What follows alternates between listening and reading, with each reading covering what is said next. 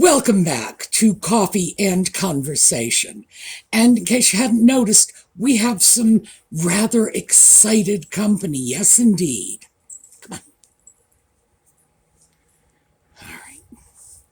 This isn't going to work, by the way. He doesn't like being on my left shoulder. And usually when I put him up here, he won't settle in and then goes right back over to my right shoulder, which is where he really wants to be. I have no idea why. It's just no left shoulder. We've got to have the right one.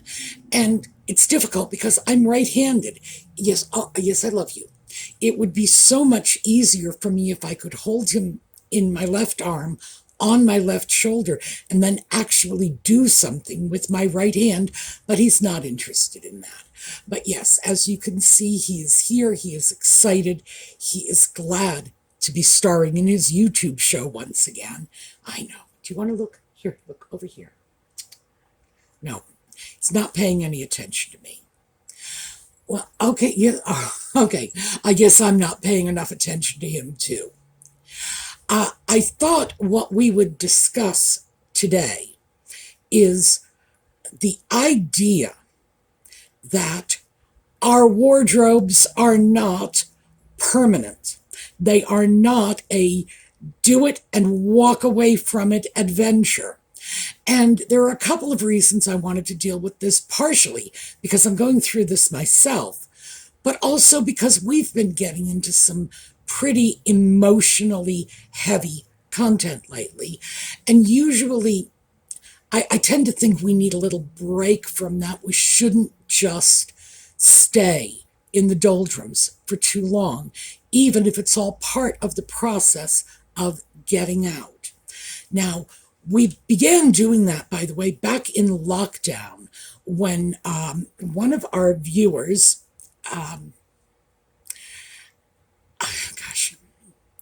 I shouldn't do this, but I'm going to. JLS, that's how she identifies herself in the comments. Usually I don't disclose who sends things in unless I know for a fact they're okay with it. And I don't know for a fact that she's okay with it. I hope she is. She sent in some beautiful sunset pictures. And that became our first slideshow. So that no matter what we discussed while we were in quarantine and lockdown, no matter how scary some of the comments were, and believe me, some of them were scary, at the end of the video, we had something nice to close off on. A palate cleanser, put a smile on our face so that we could go and face the day. So, yeah, ever since then, I've sort of, I guess, discovered the wisdom of not letting channel content get overwhelmed by negative stuff, no matter how negative the stuff out there might be. So I thought we might do well to have a bit of a change of pace before we get back into, our emotional damage from the pandemic and just start looking at something that is a little lively. At least I know it is for me.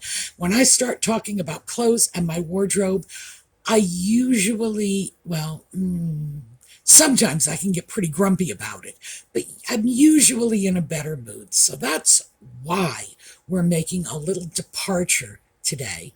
But believe me, there's plenty of time for the gloom and doom stuff later.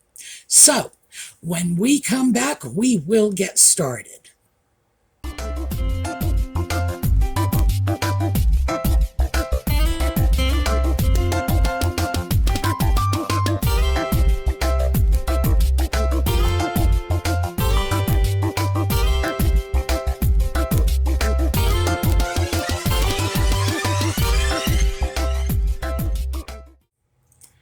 So, what's the whole point of this?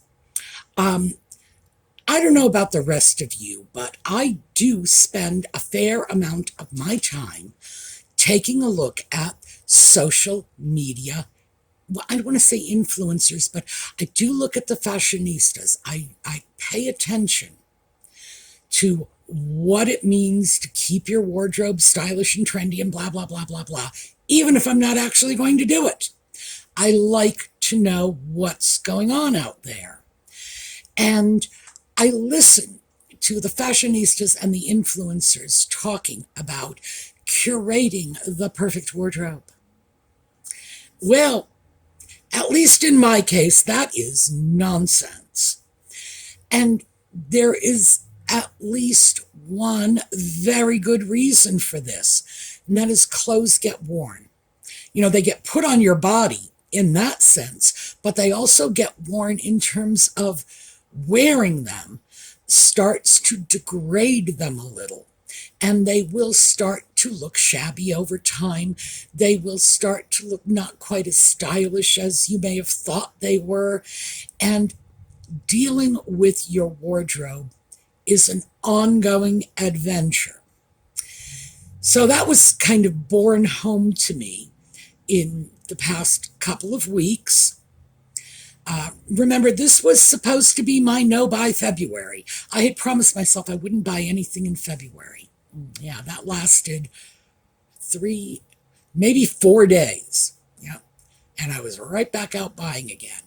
I am probably never going to hit the point where I go for 30 days without buying or at least selecting something to throw into my wish list, take the picture, stick it in my wish list, think about it for a while, wait until it goes on sale, whatever my plan is at the moment. But am I ever going to go through 30 days when I don't at least have something on the horizon that I want to buy? Oh, probably not. No, probably not. Because, as I say, even when I really believe this is exactly what I want, I have just what I was hoping for, I'm wearing it. I'm putting it on my body. I'm taking it out into the world. And it's getting worn, right? In both senses. It's getting worn in the sense that obviously I'm wearing it, but also that it's starting to get shabbier and shabbier over time. Now, that sparked a bit of an epiphany for me when I came to realize that we are living sort of in the Wild West in terms of the overall integrity of the consumer marketplace. And for my generation, this is odd. The reason I say that is because we grew up in the Wild West. It was the OK Corral. Manufacturers and retailers could lie to you. They could intentionally deceive you about product composition, about, they didn't even consider things like environmental impact, but where it was made and by whom. Oh, yeah. That was, boy, the 1950s and 1960s were just the heyday for false and misleading advertising. They had ads that said smoking cigarettes would cure your throat disorders, okay? That just gives you a good idea of how truly, truly bad it was. As a response, primarily it was the baby boom. Well, it was the baby boomers, not primarily. It really was. It was a whole generation of young people who had grown up being lied to at every turn, who became adults in the late 60s and early 70s and said, whoa, this is not okay. You cannot sell me chicken and tell me it's beef. There should be a law against it. And keep in mind, the baby boomers were in politics too at this point. So we had lawyers and senators and congressmen and judges who were perfectly willing to pass protective legislation. So we had this nice period of the 70s, the 80s, and into the 90s when we had honest and transparent consumerism because the consumer laws were enforced. So Things like Pringles couldn't call themselves potato chips. They had to call themselves like potato food snack product, something like that. Well, those days are gone. And I can still remember the first time I heard the term bonded leather. And I did a lot of research to figure out what exactly it was. And bonded leather is made from leather components. But to say bonded leather is real leather is like saying Spam is grandma's extensively baked and glazed and just fussed over Sunday ham dinner. No. Yeah, I know they both got ham in it, but that's where the comparison stops. And bonded leather is a semi-synthetic product that is made of real leather that is then formulated in such a way that it might as well be plastic. It is not the same as a genuine piece of leather. But it doesn't stop with bonded leather. If you go off and buy something and you start looking at what the composition is, you'll see terms like PU leather, pleather, which is a shortening of PU leather. By the way, that stands for polyurethane leather.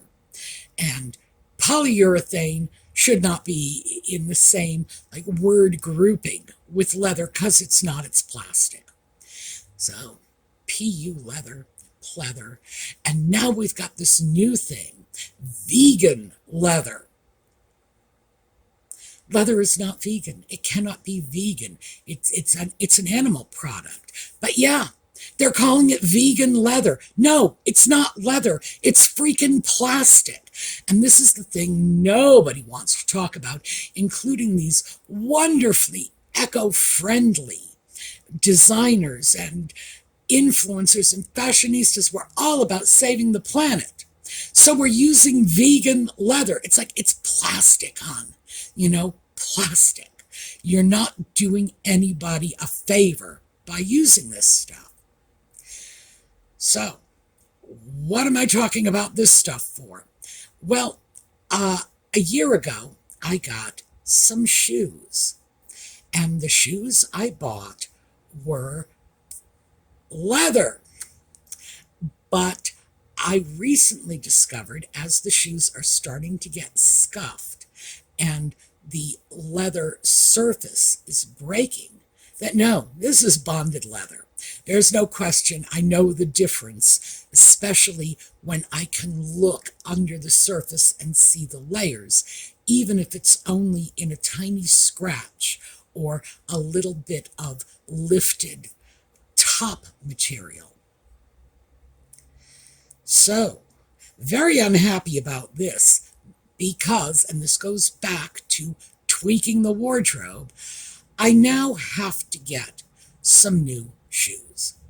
And the reason for this is that pair that started getting scuffed, that's my only pair of black shoes.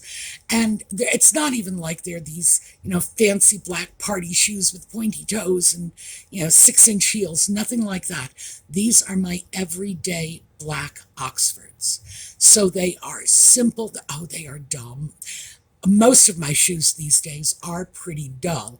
Once I realized I needed to stop letting, my nostalgia self or my fantasy self, or in my case, my hooker on the street corner self, pick out my shoes for me, and started letting the use to which I put these shoes make the decision. And I have discussed this. Most of my time is spent in very casual clothing or sleepwear. Now, the sleepwear bit, that's true for virtually all of us. We spend a third of our day, every day, in sleepwear. Why? Because we are sleeping. In my case, I spend more than a third because I will get ready for bed prior to going into my bed. I do it to deceive my cat. But that's a whole other story. One of these days I will talk to you about what that awful cat does when he thinks it's time for me to go to bed, because he is not kind to his mummy when he's sleepy and cranky. But I tend to spend more time in leisure activities in the broad sense of the word these days than I certainly did when I was out working or when I had family and people around and I had an evening-oriented social life. So 8 o'clock at night rolled around and I was off somewhere doing something exciting. Nowadays, 8 o'clock rolls around and I'm changing into my jammies to trick the cat into thinking I'm going to bed soon. So, yeah, things are changing. But still, I expected those shoes. First of all, I expected them to last just about as long as they have lasted. Here's a bit of trivia for you. I don't know if we discussed this when we talked about shoes.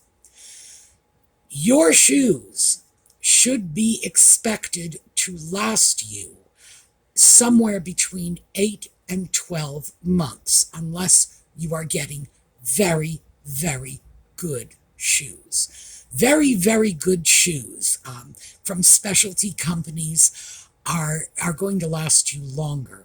But if we're not going to the top shoe companies, and by that I don't mean the designers, I mean the manufacturers. If we're not going to them, shoes have a life expectancy of 8 to 12 months, or approximately 500 miles. Now, when you stop and think about that, 500 miles, for most of us, we're walking at least a mile a day, right? And I know for me, it is more than that.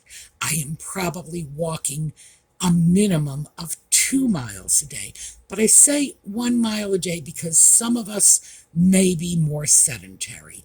And I think that's about, unless you are simply in a mobility compromised situation, you're probably walking at least a mile or two a day, every day. So 500 miles is going to work out to be that 1 year mark, give or take. The reason for this, of course, is that modern shoes are not made the same way that older shoes were made. They don't have the structure, they don't have the support. My goodness, even if you just look at them, the soles are not attached in the same way. These days, I'm not sure if the soles are glued on to the bottom of the shoes or if they are like heat fused on. But today's shoes, from a structural point of view, are very different from our parents' and grandparents' shoes. So I had reconciled myself to the fact that even though I take care of my shoes, I get better shoes going into the game, and I will rotate them frequently in my wardrobe. I'm also going to give them more than that 500 miles, even if I'm not talking about the shoes I wear when I'm out walking for exercise. Just walking around normally, I'm probably doing 3 or 4 miles a day, which means that no matter how well I care for my shoes, at the end of a year, they're probably not really where they need to be. And we're also dealing with things like planned obsolescence. Manufacturers are not making things to last forever and ever, amen. So I have to start looking around for replacements for my black Oxfords. So naturally, being the rocket scientist I am, I went out and ordered 3 pair of shoes. I got these online, so 2 of them are going back. And one is tan color, and the other is olive green with brown. It's a saddle shoe. I don't know what went wrong. I guess at this point I'm letting my colorblind self do the shopping for me. Because definitely that wasn't what I intended to go shopping for. So we'll see where that leads. As I say, of those 3 shoes, 1 pair is staying, 2 are going back, but I still have to go off and replace the black shoes. And that's how this whole thing just sort of exploded on me. Why can't it be done and dusted? Well, it can't. It just can't. And we're always going to go back and revisit our wardrobe. And, oh, here. I have had this shirt for more than 5 years. It is my go-to in the winter. It is a long-sleeved thermal undershirt. That's what it is, basically. But it's warm and it's light enough to fit under things. I love the daylights out of this. So, here we go. Originally, I'll pull this up so you can see. Originally, this shirt had a row of 4 little nondescript navy blue buttons. Was it 4? No, it was 3. 3 little nondescript navy blue buttons. And I ended up replacing them. Oh, by the way, these buttons are clear glass. They probably look blue to you. The ones I put on the black shirt I have that is just like this one actually look silver because the glass buttons pick up the color of the fabric they're against. The glass buttons, 10 for $14, including shipping on Etsy. They were a very, very good buy. And I was able to change out the buttons in less than 20 minutes, which means these shirts, the 2 of them, which are going on 6 years old, I got them in 2018. So we're moving into our 6th year. I paid $8.88 for each one of them. I've gotten so much wear out of them. At this point, they're practically paying me to wear them. And we discussed that previously. Cost per wear. You take the total cost of your item, divide it by the number of times you've worn it. Well, that $8.88 has been divided by the number of times I have worn this in like 5 years, which, trust me, has been 2 or 3 times a week. I promise you, absolutely, because it's my favorite. Wintertime, first thing I grab out of my drawer, either this or its twin brother, the black one. So replacing the buttons to just liven it up a little, give it a little extra sparkle, makes sense. I just regret not doing that a couple of years ago, but I may well have this shirt long enough to replace the buttons again a couple of years from now. But doing things like this, like changing out buttons or new and very inexpensive scarf ring, which not only gives me a little alternative in my scarf rings, but it can often give me an alternative in how I wear my scarves, because different rings are designed to hold your scarf differently. Little tiny things like that. I don't mind that. I expect that. That's what normal wardrobe tinkering is for me. But replacing a pair of what was supposed to be black leather Oxfords in a year's time, ooh, that rankles. And it's not the cost, because I've told you this before, and trust me on this, I price shop everything. No matter what's going on, I will price shop it. I will be on the internet feeding manufacturers and shoe styles into Google, and until I know every retailer on the planet who is selling them. And it's the same thing. So I buy it from the person who will sell it to me for the least amount of money. That simple.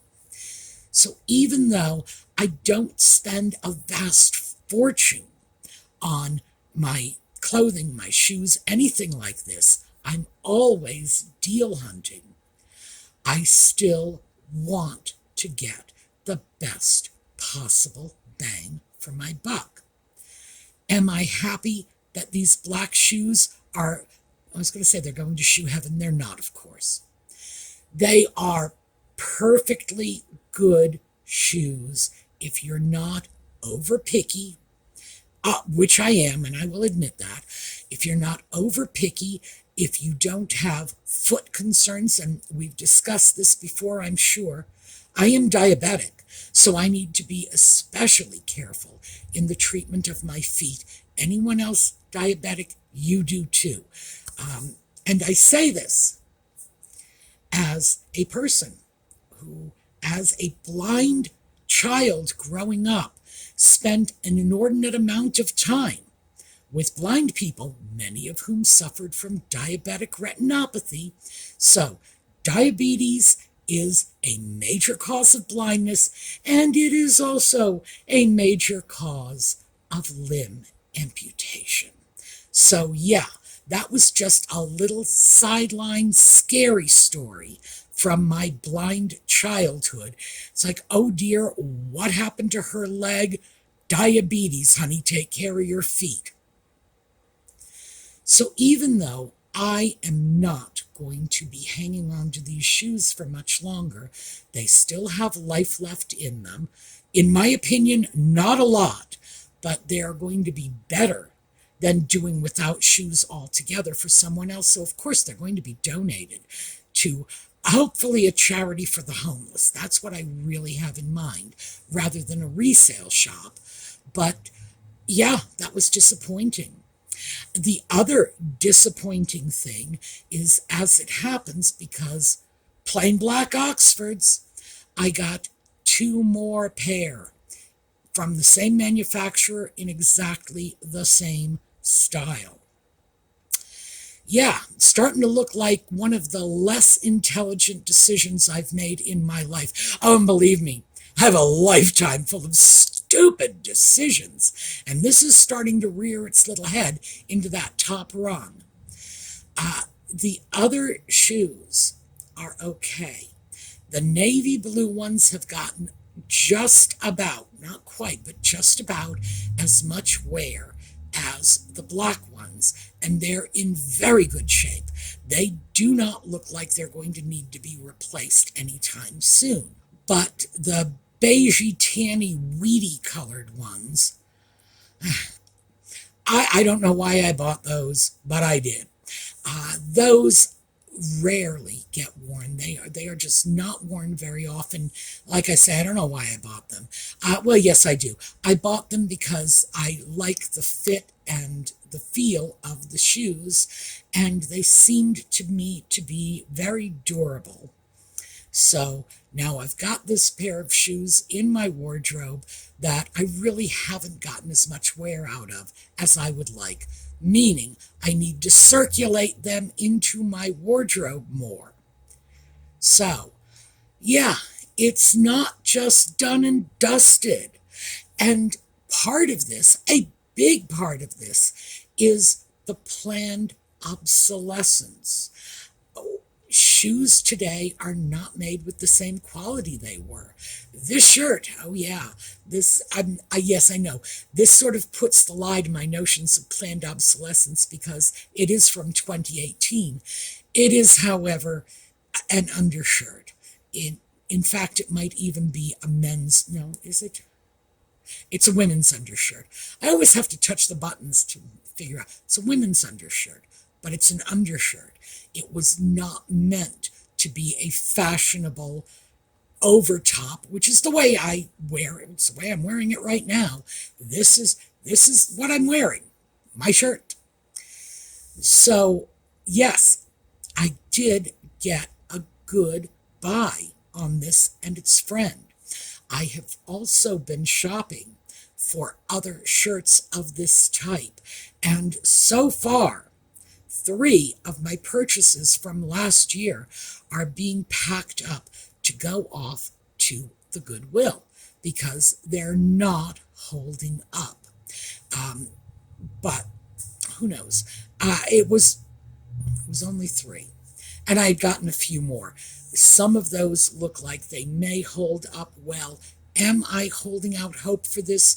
No, not really.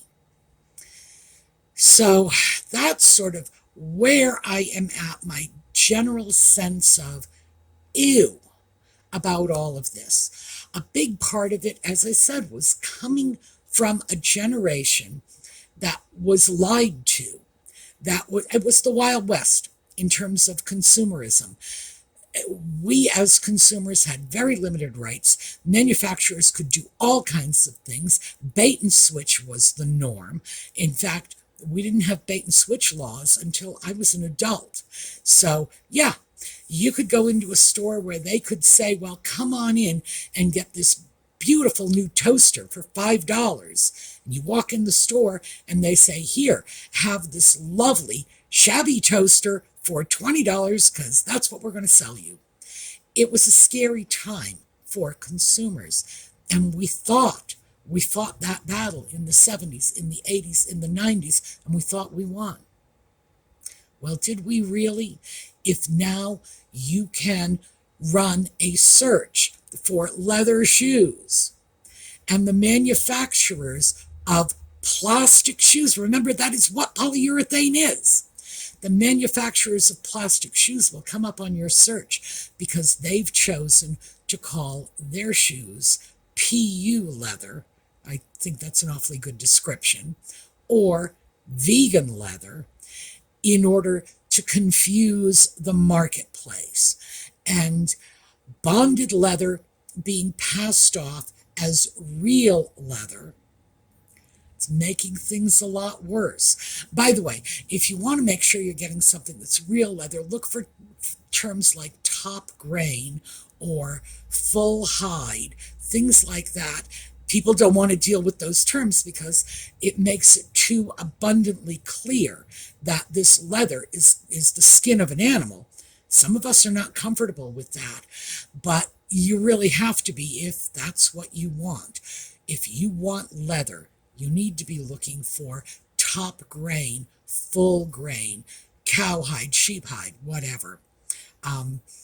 Some of my favorite shoes are deerskin, and I don't know what to say about that.